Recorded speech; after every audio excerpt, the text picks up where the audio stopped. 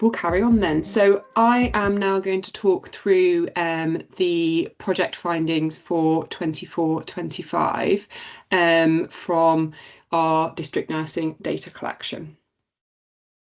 So this is, for those that aren't familiar on the call, I know we've got lots of participants on the call and members of the network who have joined us today, but I know there's also some who aren't.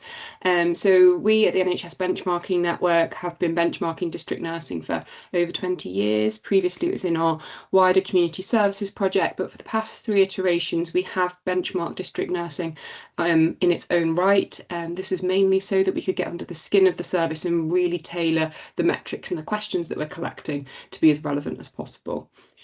When we're looking at the data in the next few slides, this is a service level comparison, so looking at that kind of aggregated data, and this is looking at the period of the 1st of April 24 to the 31st of March 2025, so just to bear that in mind as we're looking through. We introduced a staff survey this year for the first time to district nursing. Those that are familiar with the projects that we run, we have had that in some of our other areas that we've benchmarked before. So this was a snapshot of questions, it was about 10 I think, that went out to district nurses and other members working in the district nursing teams alongside the kind of service level comparison aggregate data collection. We published our, we published our bespoke reports in September. So today I will be touching on some very high level findings, but if you want any more detail, please do log onto the online system and you'll be able to get the full extent of your reports from there. In terms of participation, the data that we're showing represents organisations across England, Wales and Scotland, and that is 78% of the organisations that took part this year also took part last year. And we had responses from 825 members of staff in the survey. The sample, just to give you some kind of context of the information, when we're looking at the data, just to understand sort of the scale. So for example, when we look at the total referrals received by district nursing services in the sample in 24-25, that amounts to just over 2 million. We're looking at 240,000 service users on the caseload at the end of the year, and we are looking at just shy of 17 million contacts that were delivered by district nurses in the period of the 1st of April 24 to the 31st of March 25. So just to take you through some of the findings. So this first chart on the left is showing you the services that were provided by district nurses. So for those that joined the call in the event last year, I had a very similar word cloud then. And really all I'm trying to do is illustrate kind of the variety of services that you all know are being provided, that broad range of care.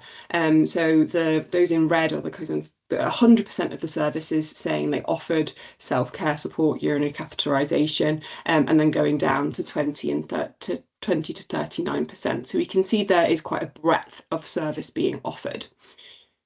When we look as well, and I know there's just been a bit of dialogue in the chat around support to virtual wards and things like that, and whether they're integrated within the DN service, we did ask a question about do district nurses in your service provide support to other community services? And these are the ones that we asked about that you can see listed on the right of the screen.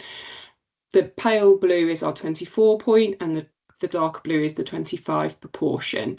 So I think the notable finding here to share is that both for hospital at home and hospice at home, we have seen those percentages increase. Care homes, discharge to assess, virtual wards has gone down slightly. As I say, there will be a bit of sample variation, but I think given the kind of planning guidance and the moving care closer to home, I think that is already started to be illustrated in some of that data that we are seeing here as well. We do ask questions about how this then impacts your workload, so that's also something to have a look at online if you want to get into a bit more detail. Within what we do at the NHS Benchmarking Network, we also run a number of other projects that are related. So we do have a virtual wards project, and we also have an intermediate care project, which I know many on the call do participate in. So that data is also available online if you're interested in looking into some of those other services. Let us know and we can always point you in the right direction. So looking next at demands. So on the left, we are seeing the proportion of services that have a waiting list. So in 2024, we had 21.1% reported that they had a waiting list, but we've seen a bit of a jump this year to just under a third reporting having a waiting list, which isn't something which is just kind of a new finding that we've had. We'd had anecdotal reports about not operating waiting lists, and we had at one point taken these questions out, and then they were introduced based on feedback again. And what you can see in the box and whisker plot at the bottom is where there are organisations who operate a waiting list, that's the number of service users on the waiting list at the 31st of March 25. So we can see that has dropped a bit between 2024 and 2025, and also there is less variation in 2025. The data points are closer together with that one outlier that you can see at the top. In terms of where the referrals are coming from, as to be expected, 38.2% coming from primary care, followed by just over 20% from self-care and relative referral. And you can see some of the other sources of referral on the screen. We do break this down further, but in the interests of digestibility, we have aggregated it here, but if you do want the further detail, we do have that as well. And I will touch on the self-care and relative referral on another slide later, as it kind of links to something else that we will talk about. But looking into demand further, so the two charts on the left are different cuts of sort of the same data. Within the project this year, we asked participants services to provide the data points for all 5 years, so from 2020 2021 through to 24 2025 of the total number of referrals that they'd received into their service. We have included in this trend line only those that were able to provide all 5 data points, which is why that submission count is 55, despite us having a notable number of more submissions than that. What we're seeing here is the top chart is showing the median. So there is kind of a slightly flatter line here, but an upward trend certainly from 22-23 through to 24-25. Whereas what this chart is showing is we've added up all of the data points that were given, and we can see that notable upward trend in terms of the number of referrals. On the right, we are then looking at that benchmark. So this is just kind of the raw number of referrals being received. So if you were looking in our online system, you're not then adjusting for scale of service.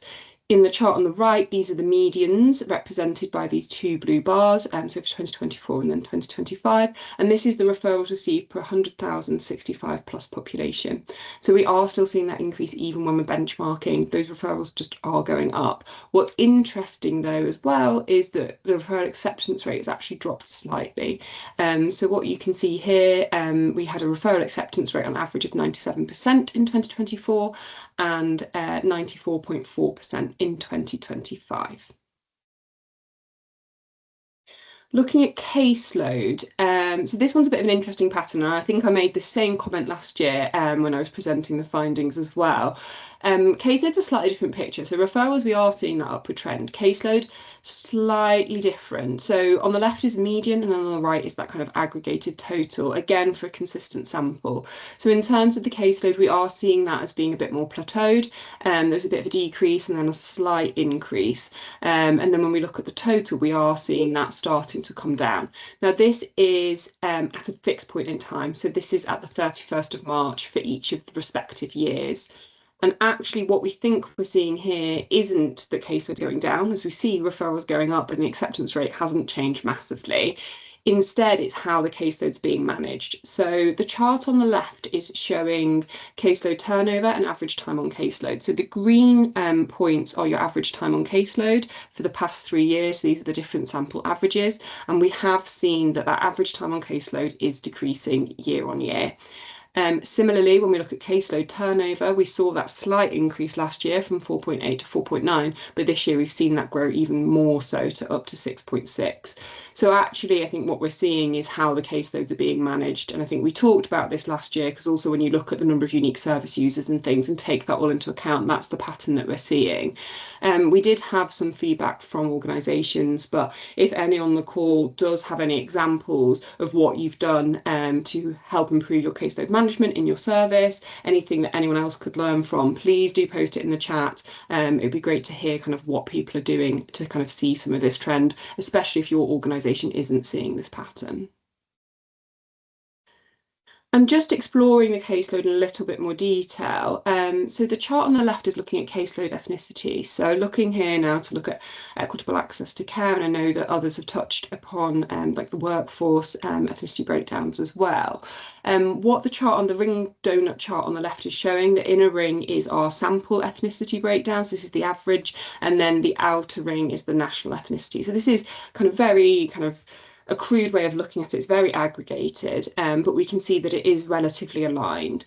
What is interesting, though, and what is maybe slightly concerning, is the percentage of caseload ethnicity reported as not stated, not known. So these are, each bar on this chart represents a service that has responded. The median was 18.4%, so on average 18.4% of the caseload's ethnicity was not stated, not known. And that is actually slightly higher than we saw in 2024. What is notable as well is the number of organisations who are up above 50%. I realised that in terms of what you can then do with this information and what is then actionable, what I would recommend you can do is if you have a look, if you did take part in the project and you do have access and you are a member, I think Nayan posted a link in the chat earlier so you can check whether you're a member or not, you'll be able to see this chart on the screen here in our online members area. So that QR code that I've included will take you straight to it. And what this will do is the bottom bar on this chart is your local population. So we collected that data and we broke it down by ethnicity using ONS data. And then the middle is your caseload, and at the top is the sample average. I realise it's probably quite small on the screen. But what that will enable you to do is to have a look at your caseload compared to your local population. And in this example that we have here, we can see an overrepresentation of the orange section, white British, compared to the local population. And as we saw earlier, when there are over 20% of referrals being carer, self or relative referrals, is this potentially an opportunity to kind of connect with different communities in your patch and ensure that they know about the service and the service that is there. However, do make sure you have a look at, I'll just click back, at this chart for yourself as well. If you log into the system, your bar will be highlighted, and check whether it's a data quality area for development or whether it is looking at the data that's come through, or both, as the case may be. So looking at the workforce to meet the demand. So this is a chart showing the total clinical hold time equivalent over time in establishment. And what we're seeing on the left is really quite a, I mean, it looks quite dramatic here, but if you have a look, the chart starts at 130 and stops at 137. There is a slight increase that we have seen, but very minor, especially in the past 3 years. We haven't been seeing that workforce going up. And when you look at the aggregated, this is the totals added together, again, there is a slight increase, but it is quite a flat trend. And that, I think, aligns to that wider chart that Thea showed from Nuthield's research. But what I would say, this is looking at the total clinical, this isn't breaking it down to the DNSPQ level. So where people are saying that they're filling potentially their services or kind of are having the directive to use nursing support staff as well, that probably is also demonstrated here. Looking at the workforce employed to meet the demand, what we can see on the left is the caseload at the end of the year per registered nurse in post. So what we're seeing is the caseload has gone down slightly between 24 and 25, as we'd expected, but as mentioned, we think that's to do with the turnover and that time on the caseload and how cases are being managed. Whereas when you look at this chart on the right, the total nursing staff in post per 100,000 65 plus population, we can see that average has gone down from 206 to 196 between 24 and 25. When we look at the proportion of nursing staff who are registered nurses, we found 72.7% were registered nurses and 27.3% were nursing support. And we'll get into a bit more of the skill mix in the next couple of charts as well. But looking at the proportion of registered nurses that then are a district nurse have the DNSPQ, we found that 18.2% had the DNSPQ, 88.1% on average did not. So this now is looking at the workforce kind of as a whole and looking at the types of roles that are working within the service. So this is the average. You can, as I say, compare how yours breaks down in our online system. But what we're seeing here is 65% of the total staff in a district nursing service, so registered nurses, followed by 24% nursing support. And then the next highest group is that kind of non-clinical staff, which will include management staff as well as administrative staff. But we did find that some services did report not having administrative staff. And so again, that's potentially some service variation that we're seeing within the sample, where some of those kind of administrative tasks are being picked up by the kind of clinical team as well. Some organisations reported having dedicated AHP support within their nursing service, the district nursing service. Others had some other clinical staff. And then as based on feedback from last year, we did include some metrics looking into the student nurses as well that are kind of working or learning within the services. As was Q&I workforce standards, the QICM workforce recommendation is 60% experienced registered nurses against 20% newly registered nurses and then 20% nursing support. So we've tested that again this year, and on average we found alignment to those recommendations, but it isn't quite meeting that. We're seeing a slight overrepresentation of the nursing support staff and underrepresentation of those experienced registered nurses and the newly registered nurses, as shown in the chart on the left. Just move forward. Oh, I moved too far, apologies. Looking at vacancy rates as well of the kind of workforce. So we have nursing support on the left. We saw a slight increase in nursing support, but given the sample variation, do take that with a pinch of salt, especially because it's such a marginal change. We did see a more notable change in terms of the registered nurses. So we've gone from a vacancy of 10.9% down to 5.4% for the registered nursing group this year. But obviously that does vary greatly between the different services, what those vacancies do look like. And that then is obviously shown in the total staffing vacancy rates, with the registered nurses being such a big contributor to that workforce.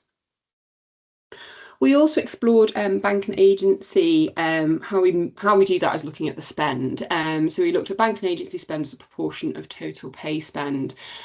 So the two kind of black values at the top are where we've asked for your total bank and agency spend. So we found the median to be 12.5% and for 2024, and that's come down a bit to 10.2% in 2025. These charts then, we have the median basically displayed stacked on top of each other for where we've asked it separately. So where we asked for bank spend on its own, we found 7.4% in 2024 and then 7.3% in 2025. Whereas for agency, we've seen a notable drop, and that's probably what's driving this average that we've seen at the top from 4.1% to 1.2%. Obviously, that was a target that was set in that planning, the operational planning guidance. But I guess a question to those on the call, we've seen the vacancy has gone down a bit. So potentially that might be the driver, but kind of how have services managed to achieve that reduction in agency spend and still kind of retain the quality of care, or potentially has that not been retained? We will look at deferrals and things in a second. But yes, any comments or any reflections people have that they're willing to share, please do. So next, looking at bank and agency spend as a proportion of total spend. So we this year have collected the total clinical staff pay budget for 24, 25, and then for 25, 26. So what this chart is showing is what that clinical staff pay budget change looked like. So the columns on the left indicate an increase in clinical staff pay budget, and the columns on the right indicate a decrease in clinical staff pay budget. So where we're seeing that increase, this is due, this, as we can see, doesn't exceed anything more than 5%. And obviously with inflation and things like that, we would potentially expect to see that increase. What's kind of more concerning is potentially some of those decreasing clinical staff pay budgets that we are seeing on the chart, as we did see last year as well. What activity is being delivered with the current workforce? So as we've seen already, referrals were going up, caseload a little bit more kind of stable or decreasing, but again, we think that's due to kind of how they're being managed.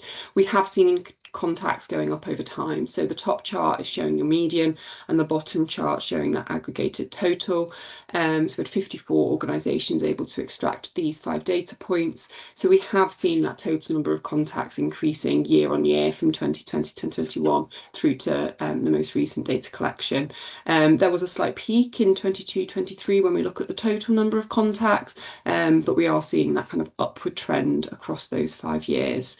And similarly, when we're looking at the total number of contacts delivered per unique service user, we're also seeing a slight increase here as well. So you can see that the kind of variation within the sample has decreased in 2025, but that median has also increased from 24 to 25. Looking at next the proportional contacts that were unplanned, and then I'll come on to deferrals in the next slide. What we can see here is that the number of contacts or the proportion of contacts that were unplanned has decreased for the sample in 25, so 2.1% compared to 4.4% as seen in 2024. And just to kind of give a reflection, I know Thea included it in her first slide about the kind of cost of a unit. I know Thea's was looking at face-to-face, whereas this is any type of contact, both non-face-to-face and face-to-face. We found an average of £41. What we also benchmark within the NHS benchmarking network is adult community services as well, other adult community services. And so we've just picked out a couple of examples from that project. We also benchmark respiratory and MSK, both of which were also had a higher median total direct cost per contact. Again, potentially indicating some of the kind of pay conversations that have been also already mentioned in previous slides. Looking at how often appointments are deferred, so we did share this chart in last year's event. We saw that 52.4% were reporting deferring appointments most days, and 23.8% more than once a week. So that's 75% of services are reporting deferring more than once a week, if not most days. The most days proportion, the 52.4%, is slightly lower than we actually saw last year, where we had 60% reporting most days. And so that might link to where we're seeing that kind of unplanned contact decrease.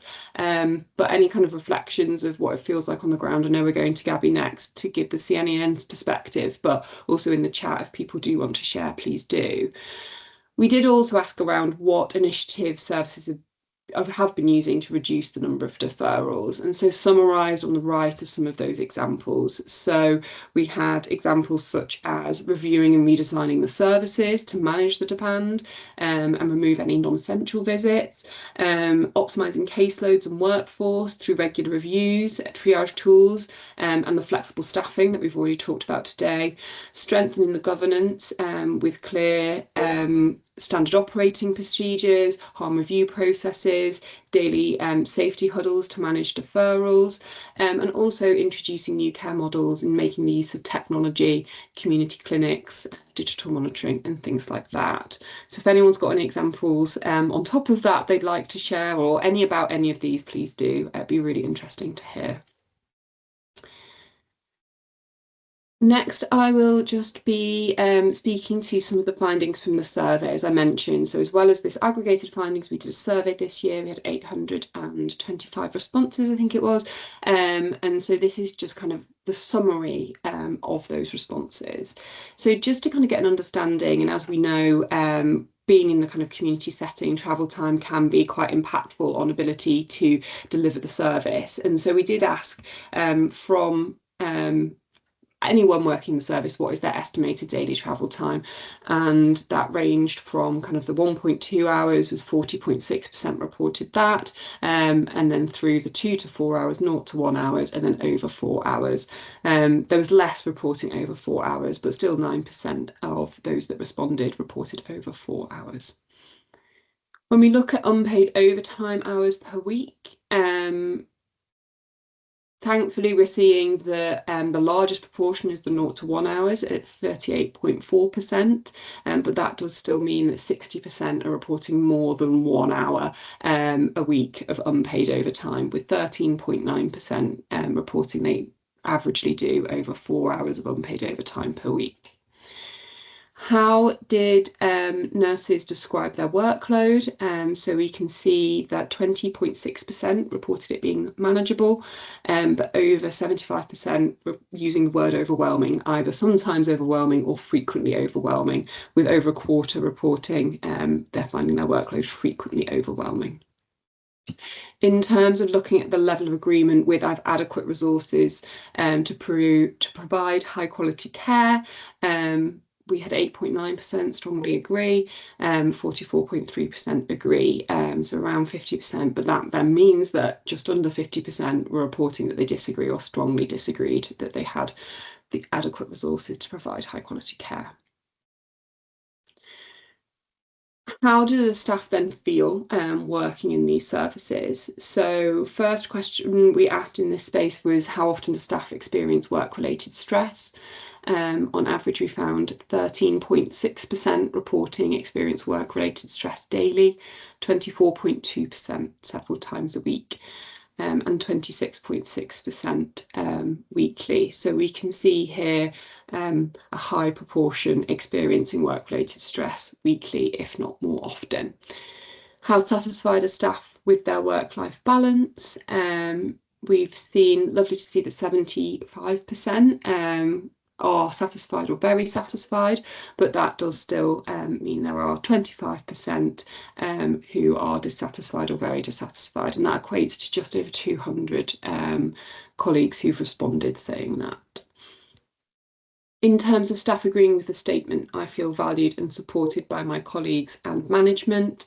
We only had, again, slightly less than 25% saying strongly disagree or disagree. So lovely to see the 75% coming through, but that isn't the full picture that we are seeing.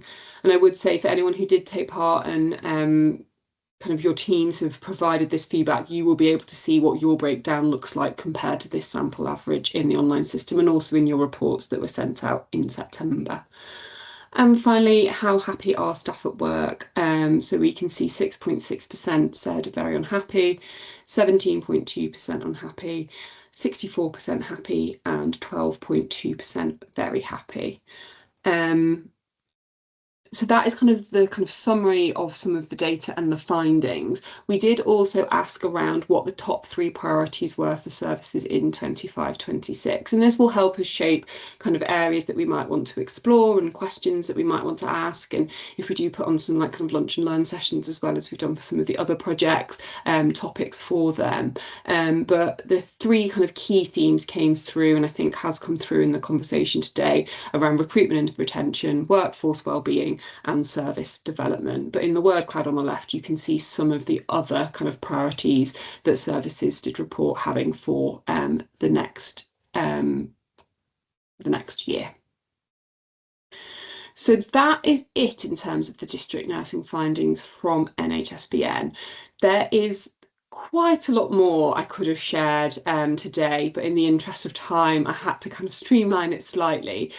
So please do look at your reports. If you've looked at, if you haven't had the chance already, or have a look in the online system, we go into contact types, we go into face-to-face, non-face-to-face first, follow-up, DNA rates, lots more about skill mix, vacancy by banding, all of that. So if you do want any more detail, please do have a look. Similarly, if you're not engaged with the project at the minute and would like to be, please do reach out to myself or Nayan. I'm hoping those on the call will recognise Nayan's email address, as I'm sure he's been emailing you lots about district nursing over the past year. So please do get in touch, and we'd be happy to kind of work with you and kind of give you a bit more information about the project.